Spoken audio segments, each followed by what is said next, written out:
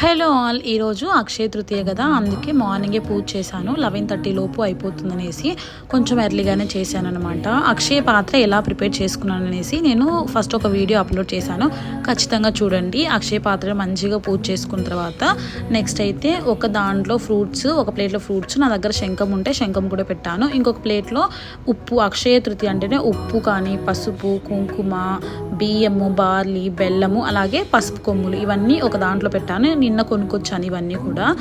అక్షయ తృతీయ రోజు ఇవన్నీ కొనుక్కుంటే చాలా మంచిదంట. ఇంకొక ప్లేట్లో అయితే అమ్మవారికి ప్రసాదంగా జామకాయ, మామిడికాయ, అలాగే అరటిపండు పెట్టాను. అటుకులతో కూడా పాలు వేసి పాయసం చేశాను అనమాట.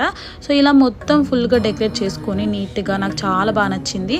అలాగే గడప కూడా పూజించుకొని అయితే కామాక్షి అమ్మ దీపం ఉంటుంది కదా, అది నిన్న తెచ్చాను కొత్తగా, ఈరోజు పెట్టుకుంటే చాలా మంచిది అనేసి. సో ఇలా అక్షయ తృతీయ పూజ చేశాను. Thanks for watching. Bye bye.